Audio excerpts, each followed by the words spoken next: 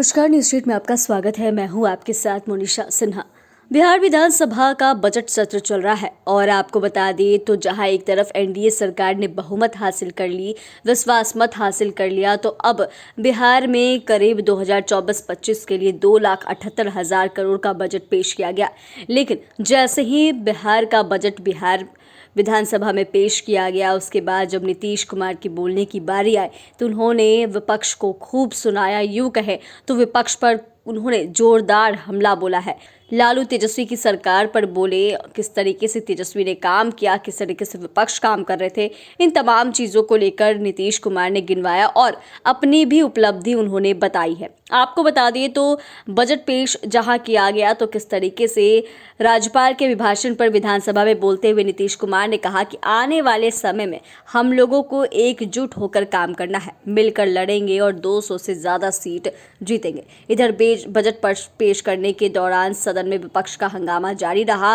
हंगामा करते हुए विपक्ष के विधायक बेल में आ गए और नारेबाजी करने लगे। इसके बाद विपक्ष ने वॉकआउट कर दिया। बजट से पहले नए स्पीकर के लिए बीजेपी के विधायक नंदकिशोर यादव ने नामांकन किया। इस दौरान सीएम नीतीश कुमार, दोनों डिप्टी सीएम भी उनके साथ थे। नंदकिशोर यादव का निर्विरोध चुना जाना यह तय माना जा रहा है। सदन की कार्रवाई 15 फरवरी तक के लिए स्थगित भी कर दी गई है। कैसे में आप समझ सकते हैं कि नीतीश कुमार सदन में क्या कुछ बोलते हुए नजर आए। उन्होंने एक एक बात कही। दरअसल उन्होंने बताया है कि हम लोग शुरू से ही काम कर रहे हैं। पुलिस बल कितना कम था, अब बहाली हो रही है। एक एक काम कर रहे हैं, लोगों की सेवा कर रहे हैं। शिक्षा, स्वास्थ्य, कृषि, हर क्षेत्र में काम किया गया। पहले शिक्षा और स्वास्थ्य के क्षेत्र में कितना कम लोग थे, सबों की संख्या बढ़ाई गई है। पुल पुलिया का निर्माण करवाया गया है।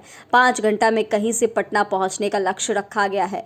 किसी के घर में शौचालय नहीं था, लोगों को घर में शौचालय बनवाने के लिए प्रेरित किया गया। महिलाओं के लिए कितना काम किया गया है। पंचायतों में 50% महिलाओं को आरक्षण दिया गया है।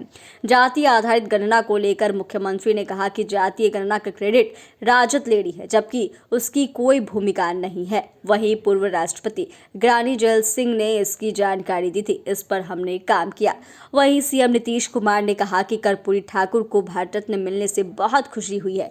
दूसरे लोगों को भी मिला, हमें बहुत खुशी हुई, लेकिन विरोधी इस पर भी आपत्ति जता रहे हैं। सदन में मुख्यमंत्री नीतीश कुमार ने कहा कि अब हम लोगों को मिलकर रहना है। जदयू बीजेपी मिलकर काम करेगी, राज्य का विकास होगा और अगले चुनाव में मिलकर 200 से ज्यादा सीटें जीतेंगे। बिहार में 40 की 40 सीटें लोकसभा की जीतेंगी। सदन में नीतीश कुमार ने लोकसभा चुनाव को लेकर कहा कि जो लोकसभा चुनाव होने वाला है, हम लोग साथ में लड़ेंगे। पीएम मोदी के नेतृत्व में एनडीए की सरकार बनेगी।